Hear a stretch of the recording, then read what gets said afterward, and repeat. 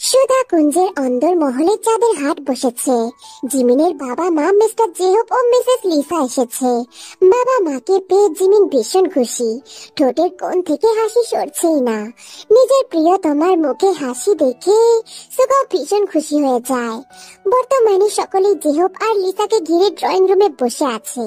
জেহব আর Lisa জাঙ্কুকদের পুরো পরিবারের জন্য নানান রকম উপহার নিয়ে এসেছে। সবাই মিলে সেগুলোই বসে বসে ওপেন করছে। জেহব নামজুন আর সুগার সাথে বসে কথা বলছে। তাদের মুখোমুখি সোফায় বসে আছে জিমিন, আর তার এক সাইডে বসে আছে লিসা, আর তার অন্য সাইডে তে। জিন সকলের জন্য টেবিলে হালকা খাবার সাজিয়ে রেখে লিসার পাশে বসে থাকা সানার সাথে বসে কথা বলছে। তাদের থেকে কিছুটা দূরে সিঁড়ির কাছে কাউচে বসে আছে জাঙ্কুক। বসে বসে এক মনে ফোন দেখছে। ড্রয়িং রুমে সবাই উপস্থিত, শুধুমাত্র বুগম বাদে। সেও কিছুক্ষণের মধ্যেই নিচে আসবে। দেখ, এটা কত সুন্দর। ভাবি, সবগুলোই সুন্দর। তোমার যেটা ভালো লাগে সেটাই পরো, কেমন? মা, কাল তুমি কি পরবে? কিছু ঠিক করেছো? লিসার কথা শুনে তে এক পলক দূরে বসে থাকা জাঙ্কুকের দিকে তাকায়, তারপর সাথে সাথেই চোখ সরিয়ে নেয়। জি আন্টি, শাড়ি পরবো। তোর শাড়ির সাথে কিন্তু ভাইয়ার দেওয়া হারটা পরবি তুই, ঠিক আছে? আচ্ছা ভাবি, ঠিক আছে। এদিকে পেয়ে বসে জিমিনের সাথে কথা বলছে, মুখ ফোলাচ্ছে, আবার কথার মাঝে ঠোঁট কামড়ে হাসছে। দূর থেকে জাঙ্কুক নিজের ফোনে এক মনে থেকে দেখে যাচ্ছে। ফোনের ব্যাক ক্যামেরা অন করে জাঙ্কুক ফোনটা হাতে এমন ভাবে ধরে রেখেছে যে কেউ দেখলে ভাববে জাঙ্কুক হয়তো ফোন স্ক্রল করছে বা কিছু দেখছে। কেউ যাতে না বোঝে, জাঙ্কুক সেভাবেই ফোনটা ধরে রেখে জুম করে শুধু তেকেই দেখে যাচ্ছে। তের হাসি মাখা মুখ, জিমিনের কথা শুনে বাচ্চাদের মতন গাল ফুলিয়ে হাসি সব দেখে জাঙ্কুকও মিটমিটি হাসছে। বুগম পকেটে হাত গুজে সিঁড়ি দিয়ে নিচে নামছিল। কেউই বুগমকে খেয়াল করেনি, জাঙ্কুকও খেয়াল করেনি। বুগম নামতে নামতে হঠাৎ তার চোখ আটকে যায় জাঙ্কুকের ফোনের স্ক্রিনে। জাঙ্কুক ব্যাক ক্যামেরা দিয়ে জুম করে তেকে দেখে যাচ্ছে, আর পুরো আঙুল দিয়ে মাঝে মাঝে স্ক্রিনের ওপর হাত দিয়ে তের মুখে আলতো ভাবে হাত দিচ্ছে। বুগম দ্রুত তার চোখ সরিয়ে নেয়, তারপর সামনে তাকিয়ে বলে, বাবা, মা। এদিকে বুগমের কণ্ঠস্বর শুনে জাঙ্কুক তার ফোন বন্ধ করে ফেলে আর ঘাড় ঘুরিয়ে বুগমের দিকে তাকায়। কিন্তু বুগম তার দিকে না তাকিয়ে সকালে যেখানে বসে আছে সেখানে এগিয়ে যায়। মা, কেমন আছো? ভালো আছি রে বাপ। কাম হিয়ার মাই সন। বুগম মুচকি এসে জেহবের দিকে এগিয়ে যায়, তারপর তাদের মাঝে বসে পড়ে। কাল জিমিনের সাথ, আর তোমরা আজকে এলে, এটা কিন্তু মোটেও ঠিক করনি। হ্যাঁ ভাইয়া, আমিও এটাই বলছিলাম মাকে। বাবা মা আমাকে একটুও ভালোবাসে না, তাই তো একদিন আগে এসেছে। জিমিনের কথা শুনে লিসা মেয়েকে জড়িয়ে ধরে বলে, একবার তোর বাচ্চাটা হতে দে, তখন 1 মাসের জন্য তোকে আমাদের কাছে নিয়ে রাখবো। সেটি হচ্ছে না বিয়ান সাহিবা। আমি আমার ছেলের বউ আর তার সন্তানকে একদিনের বেশি কোথাও থাকতে দিব না। তাহলে আর কি বেয়াই সাহেব, আমাদেরকে ব্যাগপত্র গুছিয়ে মেয়ের শ্বশুর বাড়ি চলে আসতে হবে। লিসার কথা শুনে সকলেই হেসে ফেলে, কেউ হাসছে, যাকে বলে প্রাণ খোলা হাসি। জাঙ্কুক আবারও ফোনের ক্যামেরার মাধ্যমে দেখে দেখে যাচ্ছে, আর এদিকে জাঙ্কুককে দেখে যাচ্ছে বুগম। জাঙ্কুকের থেকে চোখ সরিয়ে বুগম এবার তের দিকে তাকায়। তেও মাঝে মধ্যে আর চোখে জাঙ্কুকের দিকে তাকাচ্ছে। এটা দেখে বুগম মলিন হাসে। রাত বেড়েছে, কিন্তু এখনো সুধা কুঞ্জের অনেকেই সজাগ। কাল অনুষ্ঠান, এখন থেকেই বাড়ির মহিলারা কাজে লেগে পড়েছে। নিচ থেকে জিন আর লিসার গলার আওয়াজ পাচ্ছে বুগম। মাঝে মাঝে সানার গলাও শোনা যাচ্ছে। হাতে 1 কাপ কফি নিয়ে একা বারান্দায় দাঁড়িয়ে চাঁদের দিকে তাকিয়ে আছে বুগম। কতক্ষণ যে চাঁদের দিকে তাকিয়ে ছিল সে খেয়াল নেই বুগমের। একটা দীর্ঘশ্বাস ফেলে কফিতে চুমুক দেয়, তারপর নিজের মনে মনে বলতে শুরু করে, হয়তো আমি অনেক দেরি করে ফেললাম। যে জায়গাটা আমি দখল করতে চেয়েছিলাম, সেই জায়গাটা আগে থেকেই অন্য কেউ দখল করে বসে আছে। আর কেউ না বুঝুক, আমি তো বুঝেছি। তের চোখের গভীরে, হাসির আড়ালে, সবটা জুড়ে, সব নীরবতার পেছনে একজনই আছে। আমার হৃদয় যতই মানতে না চাক, কিন্তু সত্যি তো এটাই, তের অন্তরালে তো একজনই আছে, আর সেটা হলো জাঙ্কুক। আমি বোধহয় শুধু শুধু চেষ্টা করে যাচ্ছি। আমার মনে হয় আমার এখানে থেমে যাওয়া উচিত।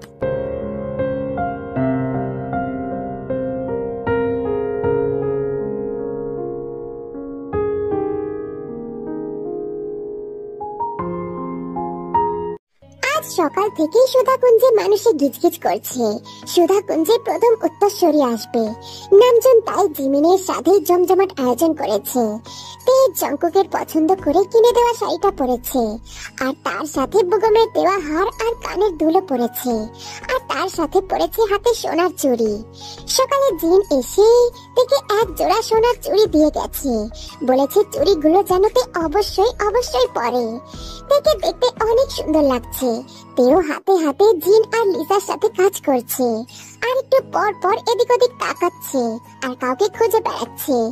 তের চোখ জোড়া জাঙ্কুককে একটি বার দেখার জন্য বারবার অস্থির হয়ে যাচ্ছে।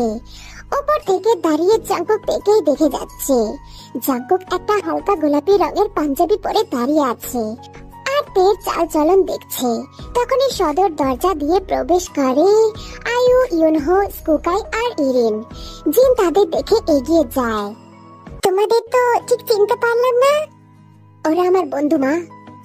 কথাটি বলেই জাঙ্কুক পাঞ্জাবির হাতা গুটিয়ে নিচে নেমে আসে। আয়ু মৃদু হেসে জাঙ্কুকের দিকে এগিয়ে যায়, তারপর জাঙ্কুককে জড়িয়ে ধরে। জিন তো হতবাক হয়ে আয়ুর কাণ্ড দেখছে। দূর থেকে তেও এসব দেখে মলিন হাসে।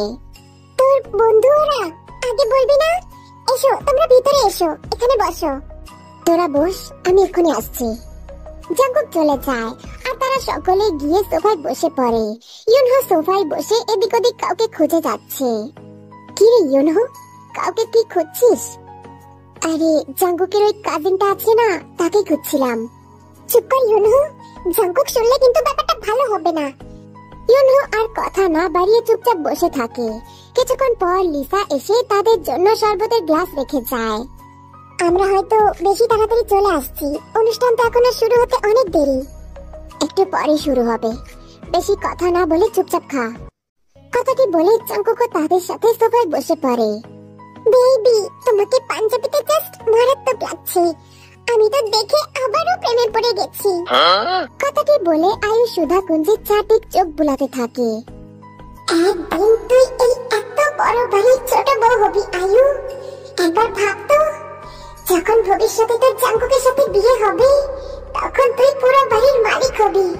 ওয়াও, আমার তো এখনই ভেবে এত আনন্দ লাগছে। আয়ুর ভাবনার মাঝে একজন বলে ওঠে, এই যে কারা তোমরা? আয়ু তাকিয়ে দেখে একজন বয়স্ক মহিলা পান চিবাতে চিবাতে এদিকে এগিয়ে আসছে। কি হইলটা কি? কথা বলা যায় না? কথা বলো না কেন? কারা তোমরা? দাদি, ওরা আমার বন্ধু, আর কিছু জানার দরকার নাই, যাও এখন। তুই চুপ কর তো। এই মাইয়াগুলান এসব কি পোশাক পরেছে? আজ পর্যন্ত সুধাকুঞ্জে কোনো মেয়ে এসব পোশাক পরেনি। আর এই মাইয়াগুলান? দাদি, এটা তো ওয়েস্টার্ন ড্রেস, এগুলো সবাই পরে। সে যাই হোক, এসব পোশাক পরবে না। আর এই যে ছেলেরা, মেয়েদের সাথে এত ঘেঁষাঘেঁষি কিসের? দূরে বসো, যাও দূরে বসো বলছি। সানার কথা শুনে ইউনহো আর স্কুকাই ইরিনের থেকে কিছুটা দূরত্ব বজায় রেখে বসে, আর এদিকে আয়ুও জাঙ্কুকের থেকে দূরে সরে আসে। এইবার ঠিক আছে। শোনো সবাই, অতিথি হয়ে এসেছো যখন, না খেয়ে যাবে না কিন্তু, বুঝলে? আর শোনো, নো টাচ, ঠিক আছে? সানার কথায় সবাই মাথা নাড়ায়। তারপর সানা আবার সেখান থেকে চলে যায়। কুচুটা বুড়ি একটা, দেখে মনে হচ্ছিল একটা রাক্ষসী।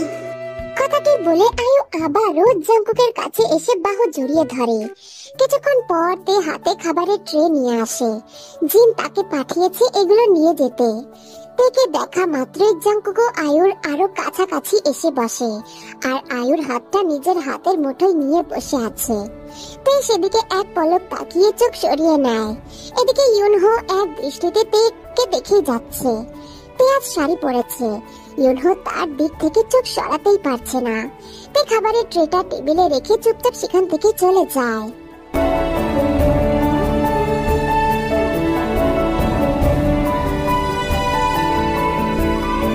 অনুষ্ঠান শুরু হতে হতে বিকেল হয়ে যায়। হরেক রকমের খাবার সাজানো রয়েছে জিমিনের সামনে। সবগুলো থেকে জিমিন অল্প অল্প করে খাচ্ছে। তুমি তুমি এখানে কি করছো? ও বুগম ভাইয়া, আমি তো ভয় পেয়ে গেছিলাম। আসলে পানি নিতে এসেছিলাম। ভাবির সামনে এত খাবার রাখা হয়েছে, কিন্তু পানি দিতেই মনে নেই, তাই বড় মা বললো পানি নিয়ে আসতে।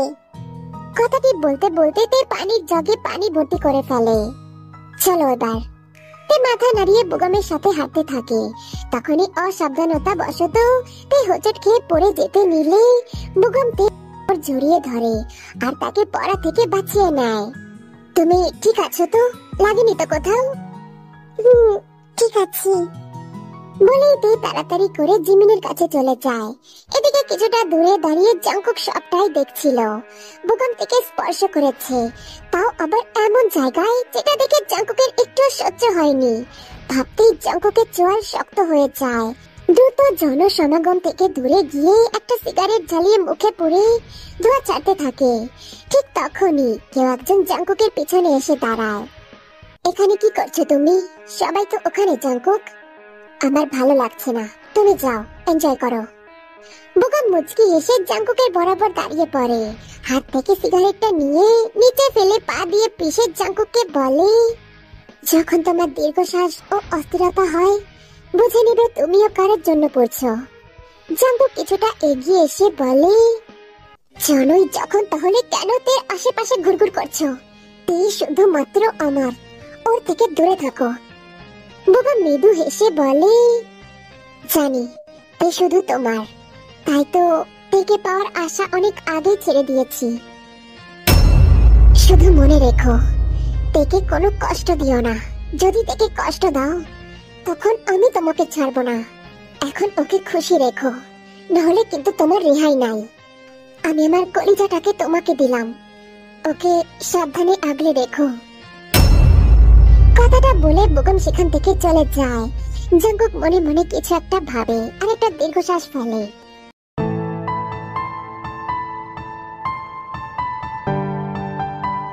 অনুষ্ঠান শেষ হতে হতে সন্ধ্যা পেরিয়ে যায়। যারা যারা এসেছিল সবাই চলে গেছে। সুগা জিমিনকে রুমে নিয়ে গেছে। এখন ওর একটু রেস্ট নেওয়া দরকার। বাড়ির বাকিরাও ক্লান্ত হয়ে রুমে রেস্ট নিচ্ছিল। তেও ভীষণ পরিমাণে ক্লান্ত। নিজের রুমে গিয়ে এসব শাড়ি গহনা খুলবে, এজন্য চট জলদি সিঁড়ি বেয়ে উপরে উঠতে থাকে। তে উপরে আসতেই জাংকুকের মুখোমুখি হয়।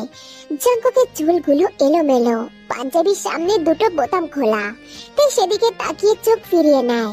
তারপর জাংকুককে উপেক্ষা করে চলে যেতে নিলে জাংকুক তের বাহু জড়িয়ে ধরে টানতে টানতে নিজের রুমে নিয়ে যায়। তারপর রুমে নিয়ে গিয়ে দরজা বন্ধ করে দেয়। তেকে দেওয়ালের সাথে পিন করে ফেলে। জাংকুক ভাই, কি করছোটা কি?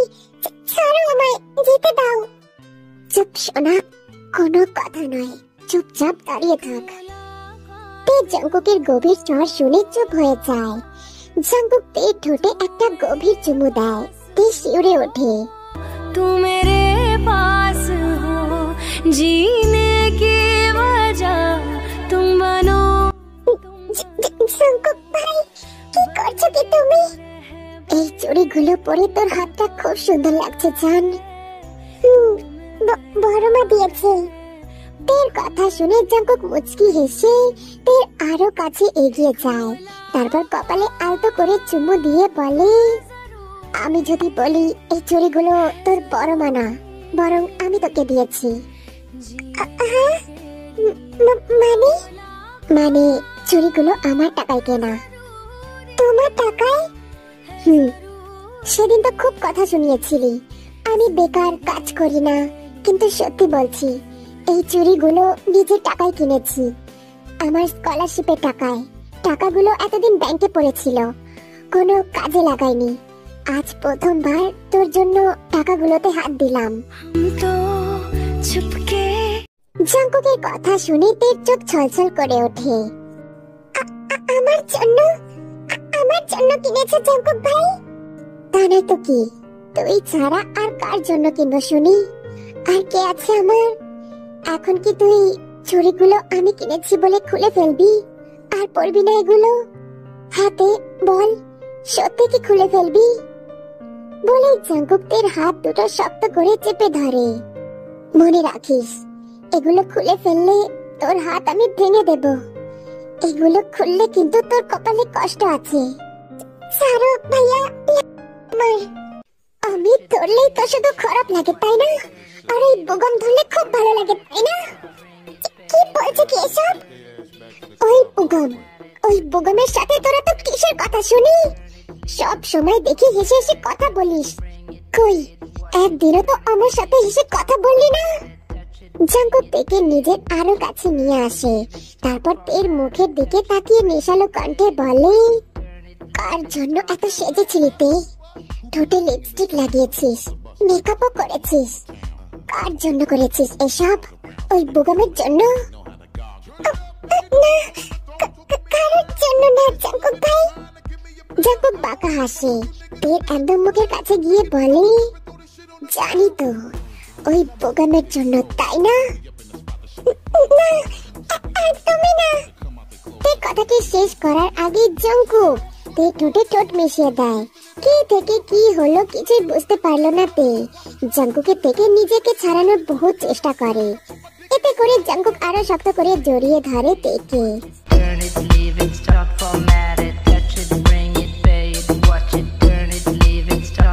অনেকক্ষণ পর জাঙ্কুক তেকে ছেড়ে দেয়। তে ঠোঁটের দিকে তাকায়, তের পুরো ঠোঁটে লিপস্টিক ছড়িয়ে আছে। জাঙ্কুক মৃদু হেসে তের ঠোঁটে গভীর একটা চুমু দেয়। জাঙ্কুক ভাই, তুমি ঠিক আছো তো? কি করছো এসব? হ্যাঁ না, ঠিক নেই, আমি একদম ঠিক নেই, একটুও ঠিক নেই সোনা। জাঙ্কুক তের নাকে নাক ঠেকিয়ে কথাটি বলল, তারপর তে দিয়ে বলে, এটা ওই বোগম দিয়েছে, তাই না? খুব পছন্দ হয়েছে তোর, তাই না? আমার শাড়ির থেকেও বেশি এটা পছন্দ হয়েছে। অন্যের দেওয়া জিনিস কেন তোর গলায় থাকবে তে? তুই শুধু আমার দেওয়া জিনিস পরবি, শুধু আমি যেগুলো এনে দেব সেইগুলো পরবি। বলে জাঙ্কুক থেকে আবারও কিস করতে থাকে।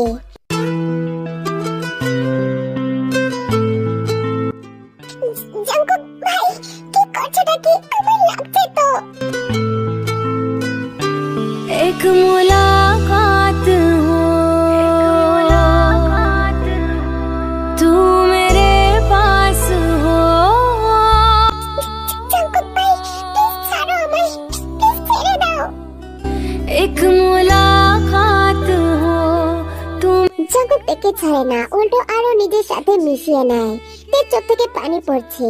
হঠাৎই তে জাঙ্কুককে ধাক্কা মেরে নিজে থেকে সরিয়ে দেয়। এটা ঠিক না জাঙ্কুক ভাই, এটা তুমি কি করলে? এটা ভুল। তুমি আমার সাথে এগুলো করতে পারো না জাঙ্কুক ভাই, এটা ভুল হচ্ছে। বলেই তে দরজা খুলে দৌড়ে জাঙ্কুকের রুম থেকে বেরিয়ে যায়। তুই শুধু আমার তে, শুনতে পেরেছিস? তুই শুধু আমার। কথাটি বলে জাঙ্কুক দেওয়ালে নিজের সমস্ত শক্তি দিয়ে একটা ঘুষি মারে।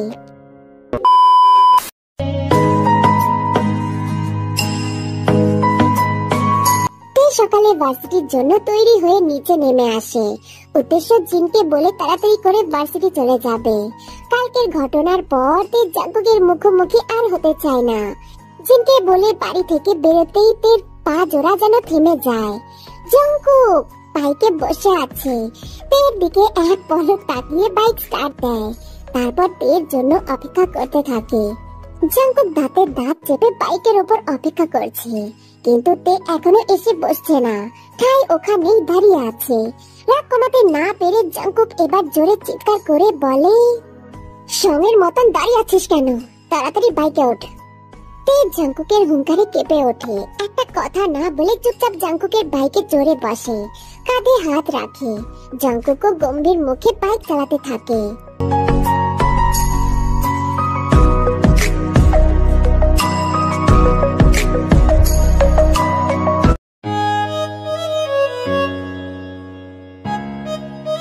ভার্সিটির সামনে আসতেই তে নেমে দাঁড়ায়। তে স্টপ। দেরি হয়ে যাচ্ছে, আমাকে যেতে হবে। হোক দেরি, তারপরও আমি না বলা পর্যন্ত তুই যেতে পারবি না। কথাটি বলে জাংকুক তের সামনাসামনি দাঁড়ায়। তারপর তের ওড়নাটা সরাতেই তে একটু পিছিয়ে যায়। কি করছো কি জাংকুক ভাই? এটা পাবলিক প্লেস। কিন্তু জাংকুক তো তের কথা শোনে না। ওড়নাটা খানিক সরাতেই জাংকুকের দেওয়া জলজল করে ওঠে। এটা দেখে জাংকুক একটু মৃদু হাসে, তারপর আবারও জায়গা মতন ওড়নাটা রেখে দেয়। জাংকুক ভাই কি করছেনটা কি? ওড়নাটা দিয়ে গলাটা ভালো করে ঢেকে রাখ, তা না হলে তোরই মান সম্মান যাবে। আমার কি? তে জাংকুকের থেকে নিজেকে ছাড়িয়ে ওড়নাটা আবারও ভালো করে গলায় দিয়ে চলে যেতে যেতে বলে, সব লোক একটা। জাংকুক এর কথা শুনে মিটি মিটি হাসে। জাংকুক বাইকে করে তাদের আড্ডার জায়গায় চলে যায়, যেখানে আগে থেকেই তার বন্ধুরা অপেক্ষা করছিল। জাংকুক বাইক থেকে নামতেই আয়ু এসে দৌড়ে জাংকুককে জড়িয়ে ধরে। ও বেবি, এত দেরি করলে কেন? কখন থেকে তোমার জন্য অপেক্ষা করছি। জাংকুক আয়ুর প্রশ্নের উত্তর না দিয়ে চুপচাপ ইয়োনহোর পাশে বসে পড়ে। আয়ু জাংকুকের পাশে বসে কাঁধে মাথা এলিয়ে দেয়। বেবি, আমরা বিয়ে কবে করব? চলো না তাড়াতাড়ি বিয়েটা করে ফেলি। আমি আর তোমার থেকে দূরে থাকতে পারছি না। ফালতু কথা বাদ দাও আয়ু, শুনতে ভালো লাগছে না। আয়ুর চোখে মুখে অন্ধকার নেমে আসে। জাংকুকের বাহু ছেড়ে কিছুটা দূরে এসে বসে পড়ে। রাগে মাথা ফেটে যাচ্ছে তার, কিন্তু কাউকে বুঝতে দিচ্ছে না। আজ প্রায় 4 বছর হবে আয়ু জাংকুকের পিছনে পড়ে আছে, কিন্তু জাংকুক আয়ুকে যেন দেখেও দেখে না, তেমন কথা বলে না আয়ুর সাথে। আয়ু ফোন দিলে ফোনটাও তোলে না। এত কিছুর পরেও আয়ু জাংকুকের পিছনে পড়ে আছে, কারণ জাংকুকের পরিবার অনেক বড় লোক, আয়ুদের থেকেও বড় লোক। বনেদি পরিবার যাকে বলে। এছাড়াও আয়ু জাংকুকে ভীষণ ভয় পায়। জাংকুকে সব সময় নাকের ডগায় রাগ থাকে। আয়ু 10 বার ভেবে তারপর জাংকুকের সাথে কথা বলে। নিজের মনে এসব ভেবে আয়ু জাংকুকের দিকে তাকায়। জাংকুক সিগারেট খাচ্ছে আর ইয়োনহো আর স্কুকারের সাথে কথা বলছে। কি রে, কি এত ভাবছিস? কিছু না। জাংকুকের কথা শুনে মন খারাপ করেছিস? আরে এসব কোনো ব্যাপারই না, জাংকুক তো এমনই। সে আমিও জানি, কিন্তু ইদানিং আমার জাংকুককে ভয় হয়। ইরিন, কিসের ভয়? জাংকুক কি সত্যি আমাকে ভালোবাসে? তুই ভেবে দেখ ইরিন, আমাদের রিলেশনের আজ 4 বছর। আজ পর্যন্ত জাংকুক আমাকে কখনো আই লাভ ইউ পর্যন্ত বলেনি। এমনকি আমরা যে রিলেশনে আছি এটা পুরো ভার্সিটিতে আমি ছড়িয়েছি। জাংকুক আজ পর্যন্ত আমাদের রিলেশনের ব্যাপারে কাউকে মুখ ফুটে কিচ্ছু বলেনি, আর না আমাকে কখনো নিজের গার্লফ্রেন্ডের মতন ট্রিট করেছে। তুই বেশি বেশি ভাবছিস আয়ু। জাংকুক তোকে বিয়ে করবে দেখিস। তোর মতন সুন্দরী মেয়ে জাংকুক আর কোথায় পাবে বলতো? এখন এসব কথা মাথা থেকে ঝেড়ে ফেলতো। ক্যান্টিনে চল, আমরা গিয়ে মজা করি। তারপর ইরিন জাংকুকদের দিকে তাকিয়ে বলে, গাইস চল ক্যান্টিনে যাওয়া যাক।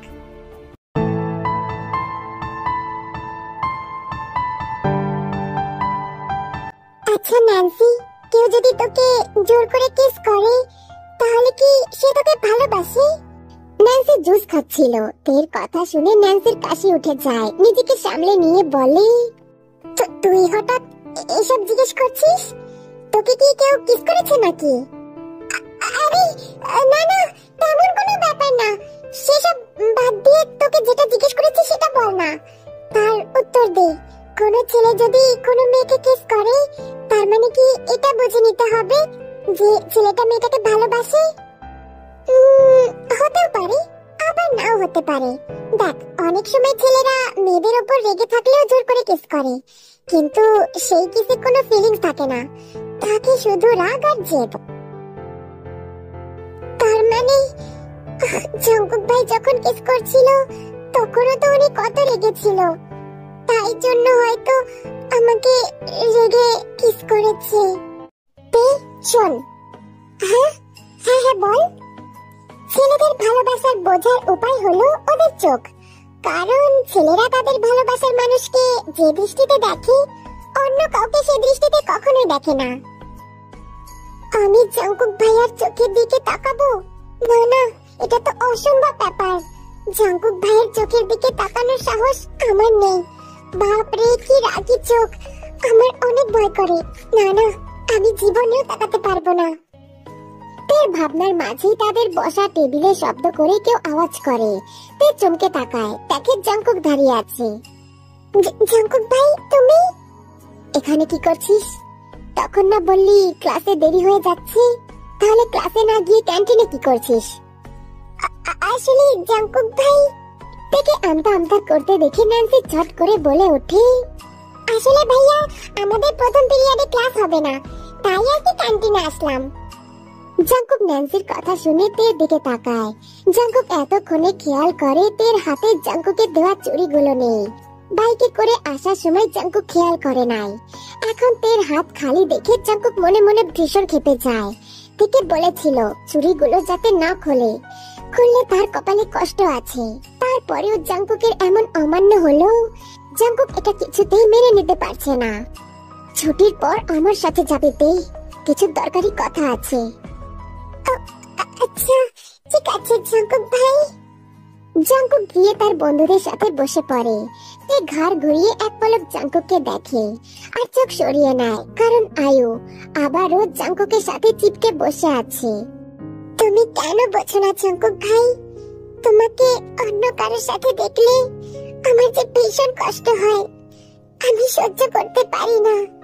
কিন্তু এই কয়টা বছর সহ্য করে নিয়েছি, কি জানি কিভাবে। কিন্তু বিশ্বাস করো, মনের মধ্যে অনেক কষ্ট হয়, কিন্তু কি করব, আমি তো প্রকাশ করতে পারি না। হয়তো প্রকাশ করলে তোমার হাতে আর কয়েকটা থাপ্পড় খেতাম, তাই না হয় খেতাম, কিন্তু তাও প্রকাশ তো করতাম না। না, এসব আমার দ্বারা সম্ভব না। এসব ভাবা বন্ধ দে জাঙ্কুক, অন্য কারণ।